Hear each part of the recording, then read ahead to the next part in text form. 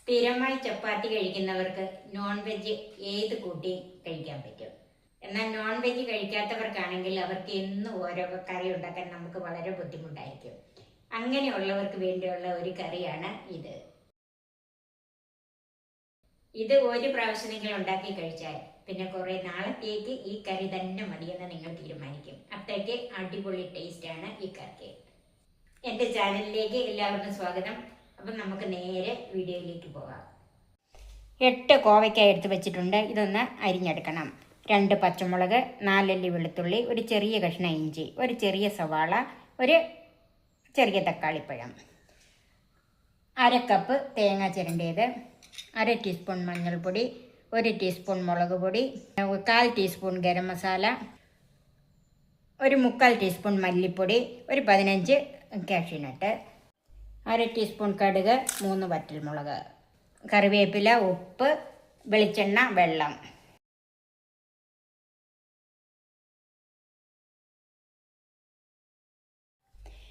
കോവയ്ക്ക ഞാൻ ഇതുപോലെയാണ് മുറിച്ച് വെച്ചിരിക്കുന്നത്. നീളമുള്ളത് 2ആയിട്ട് മുറിച്ചിട്ട് പിന്നെ ഈ കനത്തിൽ അരിഞ്ഞ് വെച്ചിട്ടുണ്ട്.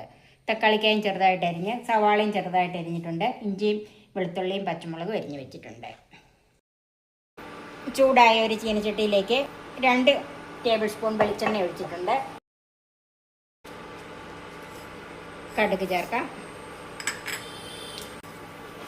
വറ്റൽമുളകും കറിവേപ്പിലയും കൂടെ ചേർക്കാം.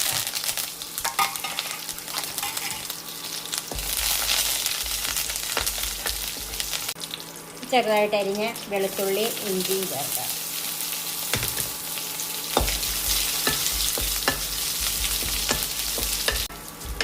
ഇഞ്ചിയും വെളുത്തുള്ളി ഒന്ന് മൂത്ത് വന്നിട്ടുണ്ട്. അതിലേക്ക് സവാള അരിഞ്ഞത് ചേർക്കാം.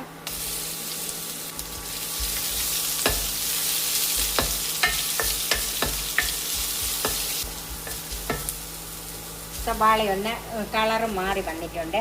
അതിലേക്ക് അരിഞ്ഞു വെച്ചിരിക്കുന്ന പച്ചമുളകും കോവയ്ക്കായും ചേർക്കാം.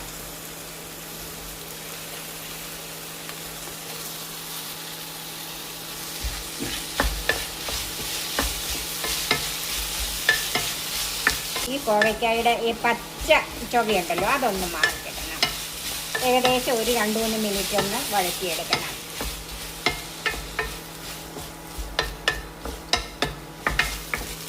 ലോ ടു മീഡിയം ഫ്ലെയിമിൽ ഏകദേശം ഒരു 3 മിനിറ്റോളം ഈ കോവയ്ക്ക ഒന്ന് വഴറ്റിയെടുത്തിട്ടുണ്ട്. അതിലേക്ക് അരിഞ്ഞു വെച്ചിരിക്കുന്ന തക്കാളിപ്പഴം ചേർക്കാം.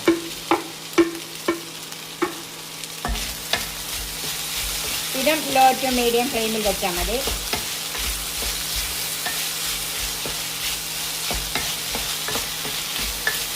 ഇതിലേക്ക് തീ കുറച്ച് വെച്ചിട്ട് പൊടികൾ ചേർക്കാം.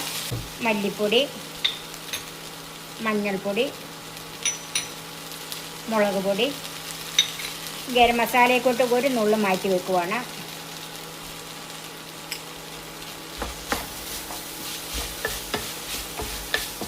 ഇതും ലോ ടു മീഡിയം ഫ്ലെയിമിൽ വെച്ച് ഒരു 2 മിനിറ്റ് ഒന്ന് വഴറ്റിയെടുക്കണം. അപ്പോൾ ഈ പൊടികളുടെ പച്ചമണമൊക്കെ ഇന്ന് മാറി കിട്ടിയിട്ടുണ്ട്. അതിലേക്ക് ഇനി നമുക്ക് വെള്ളം ചേർക്കാം.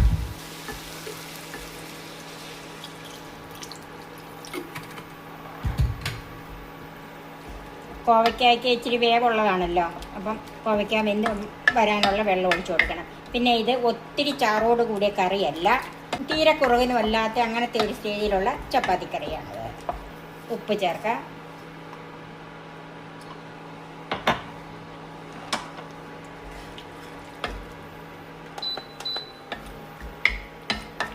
ഇനി തീ കൂട്ടി വെച്ച് അടച്ച് വെച്ച് വേവിക്കാം. ഇടയ്ക്ക് തുറന്ന് ഇളക്കി കൊടുക്കണം. കറി വെന്ത് വരുന്ന സമയത്ത് നമുക്ക് അതിനൊരു അരപ്പുണ്ടാക്കിയെടുക്കാം.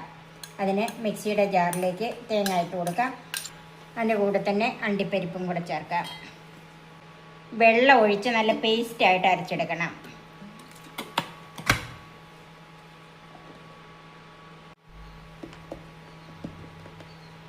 നല്ല പേസ്റ്റായിട്ട് അരച്ചിട്ടുണ്ട്. നമുക്ക് മാറ്റി വെക്കാം. നമുക്ക് കോവയ്ക്ക വെന്തോന്ന് നോക്കാം. കോവയ്ക്ക വെന്തിട്ടുണ്ട്. വെള്ളമൊക്കെ വറ്റി വന്നിട്ടുണ്ട്. അതിലേക്ക് അരച്ച് വെച്ചിരിക്കുന്ന അരപ്പ് ചേർക്കാം. ജാറ് കഴുകി കുറച്ച് വെള്ളം കൂടെ ചേർക്കാം. അത് ഗ്രേവി എന്തോരം ആവശ്യമുണ്ടോ അതിനനുസരിച്ച് വെള്ളം ചേർത്ത് കൊടുക്കണം. എന്ന് പറഞ്ഞാൽ ഇത് ഒത്തിരി ചാറുള്ള കറിയല്ല. പിന്നെ ഇത് ചോറിനാണ് ഉപയോഗിക്കുന്നതെങ്കിൽ അല്പം കൂടെ ഗ്രേവി കൂട്ടി വെക്കാം. ഇനി ഇതൊന്ന് തിളച്ച് വരണം. ഇതിൻ്റെ ഉപ്പ് നോക്കണം. ഇനി തീ ഒന്ന് കൂട്ടി വെച്ച് കൊടുക്കാം. അരപ്പ് ചേർത്ത് കഴിഞ്ഞത് നന്നായിട്ട് തിളച്ചിട്ടുണ്ട്. ഇനി ഇത് കറി ഇരിക്കും തോറും കുറുകി വരുമ്പോൾ അതിലേക്ക് ബാക്കി വെച്ചിരിക്കുന്ന ഗരം മസാല ചേർക്കാം. ഒന്ന് മിക്സ് ചെയ്യാം. ഇപ്പം കറി നന്നായിട്ട് തിളച്ച് കുറുകി വന്നിട്ടുണ്ട്. ഇതിലേക്ക് ഒരു 1/2 ടീസ്പൂൺ വെളിച്ചെണ്ണ ഒഴിക്കാം. ഒന്ന് മിക്സ് ചെയ്യാം. ഇനി ഇത് നമുക്കൊരു 5 മിനിറ്റ് അടച്ച് വെക്കാം. തീ ഓഫ് ചെയ്യണം. ഇപ്പോൾ ഒരു 5 മിനിറ്റോളം അടച്ച് വെച്ചതാണ്. ഇനി നമുക്ക് ഈ കറി ഒന്ന് നോക്കാം. കോവയ്ക്ക കൊണ്ടുള്ള അടിപൊളി ചപ്പാത്തിക്കറി റെഡിയായി. സെർവിങ് ഡിഷിലേക്ക് മാറ്റാം. ഈ കറി തീർച്ചയായും നിങ്ങളൊന്ന് ഉണ്ടാക്കി നോക്കണം. ഇത് വെജിറ്റേറിയൻകാർക്ക് ചപ്പാത്തി കഴിക്കാനായിട്ട് അടിപൊളി കറിയാണ്. എൻ്റെ ഈ ചാനൽ സബ്സ്ക്രൈബ് ചെയ്യാനും എൻ്റെ ഫേസ്ബുക്ക് പേജ് ലൈക്ക് ചെയ്യാനും ഷെയർ ചെയ്യാനും കമൻറ്റ്സ് അറിയിക്കാനും മറക്കരുത്. പുതിയ വിഭവങ്ങളുമായി നമുക്ക് വീണ്ടും കാണാം. ഞാൻ സോഫി കുര്യാക്കോസ്.